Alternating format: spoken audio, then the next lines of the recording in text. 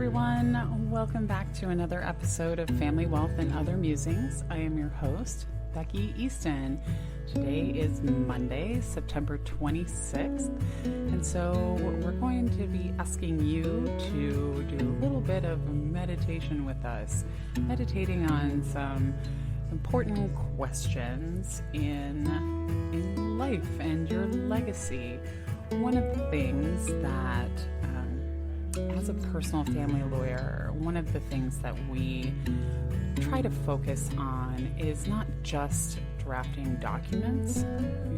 It's making sure that you have a plan that's going to work for you and your family when that time comes. And a part of that is also assisting you to pass down your legacy, and because that is so much greater than just your assets. We're talking values, hopes, dreams, the lessons that you would want to pass down to the next generation. So through our process, we do have, we complete a legacy interview with you at the completion of your initial foundational planning. And then we also have the opportunity for you to record more with us over the years, or do them on your own, which I highly recommend. More so now in the age of TikTok and video blogging and our whole lives essentially being documented on the internet. It's a lot easier sometimes to see someone's legacy after the fact. We're able to remember them through their Facebook page, through their TikTok account, through YouTube, Instagram, whatever that is. However, as I'm sure it will not come as any surprise to any of my listeners, what you see on social media isn't necessarily the whole story, right? And if instead you're considering pointed questions about your values and what's important to you and the lessons you learned and would like to pass down, then you're going to get something a little bit more, I suppose something that's more in line with passing down. It's not like we necessarily are putting together our social media feeds with the idea of leaving our legacy. Although I'm sure some people do. So anyway, what we're going to do today, we did this a couple weeks ago as well, and so I'm going to read a prompt and one of our questions out of our legacy interview, and then we are going to just think on that for 3 minutes. I think we only did 2 last time. Today we're going to do 3 because I'm asking you to think about 3 different relationships. So we'll do 1 minute for each, and we'll have a bell that will ring at the end of every minute, and so you can either know to switch and try to think about somebody else, or honestly, if you are either thinking about only one person or about a whole bunch of people, that's perfectly fine. You're definitely not doing it wrong. So this question that I chose for today is, what do you consider to be the 3 most important relationships you've had in your life? What has each meant to you? And what have you learned from each one? And so I'm going to do this along with you, and then I'll tell you just a little bit about my 3 when we get through this. So let's go ahead and just get started. So if you are at home or at work and want to get into a comfortable seated position, and just start to get your wiggles out a little bit.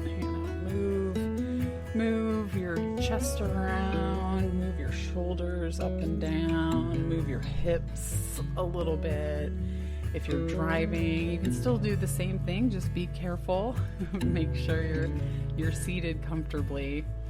And if you're able to, you will actually, let's breathe first. So I want you to we're just going to take a deep breath in, hold it for just a moment, and then breathe it out. And make sure you're breathing out a little bit longer than it's taking you to breathe in. And breathe it all out. And then let's do that 2 more times. In. Hold just a moment. And out. In. Hold a moment. Out. All right, and if you're able to, go ahead and close your eyes. If you're driving, definitely don't close your eyes. And I'm going to go ahead and get the timer started here right after I read the question one more time. So, what do you consider to be the 3 most important relationships you've had in your life? What has each meant to you, and what have you learned from each one?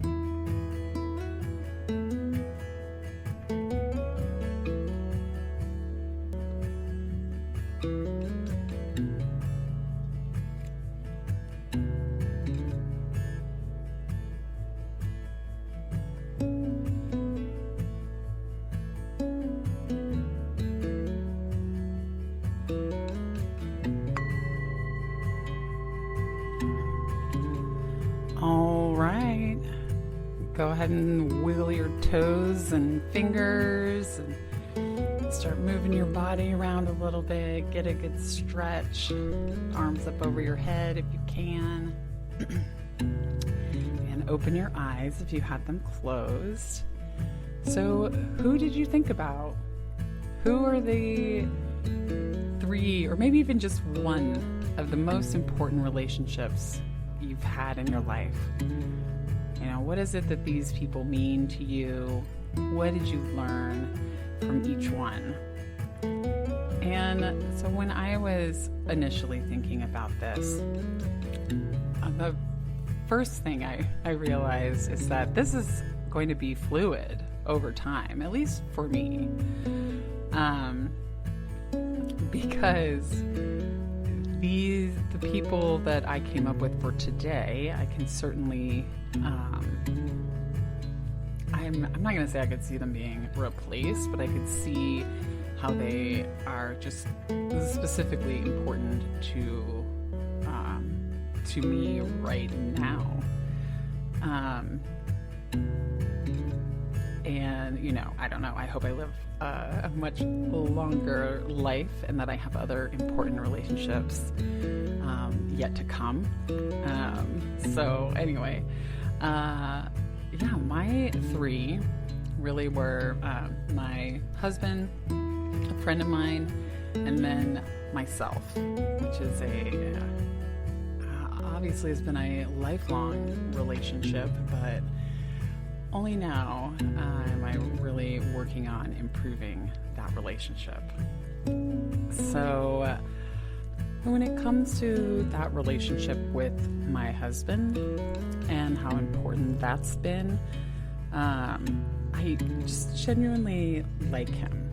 I appreciate the work that he does for us and to further himself, and that's especially when it comes to his career. I really enjoy seeing his successes and doing life alongside him. I don't know that we were always, I do know that we were not always very good partners to each other. And we've just made a concerted effort, because we like each other and want to see each other succeed and want to be there alongside each other doing life together. We've really worked at being better partners for each other, and so he's pushed me to be better. I've definitely pushed him to be better, and he's really been a constant of sorts to help me identify myself as the common denominator in my problems. And I laugh a little bit about that because I think I think many people can relate to this, but as I was really starting to work on myself, and I'm like, why don't what's going on here? I have all these like problems that I want to get better, and finally really truly honestly pulling it back to me and my own actions and how I could, I was the one holding myself back in all those areas.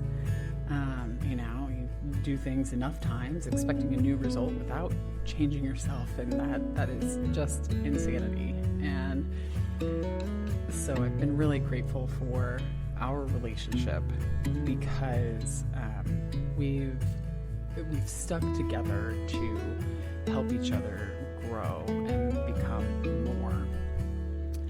And then the next relationship that came to mind was a friend of mine who we're unfortunately back on the outs again. We've had kind of a volatile relationship, and so I won't use his name, but he's really just had a way of coming back into my life to just shake things up and push me to the next stage of life. And it's honestly happened twice now, and we really have a complicated relationship because I've honestly just never known someone that I can love so much, who just makes me so freaking mad. And maybe that's because I don't have kids of my own.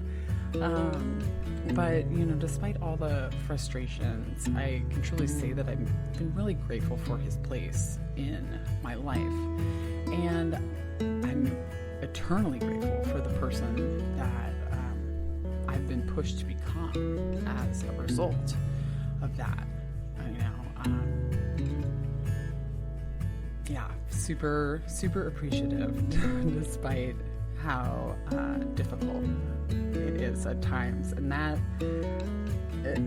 that's an interesting idea, right? Being able to pull yourself away from the situation enough when it's hard to still appreciate what it has been. And so then this last relationship is this one with myself that I'm really starting to cultivate now. I ultimately just needed to learn to trust myself. No one is coming for me. No one's coming to do it for me. I'm responsible and capable, and even if I've made a long history of letting myself down, so much so that it's just doesn't even seem like a very big deal, I can change that. Right? I'm quite capable of being there for other people, and the time has come to love and care for myself the same way that I show up for others.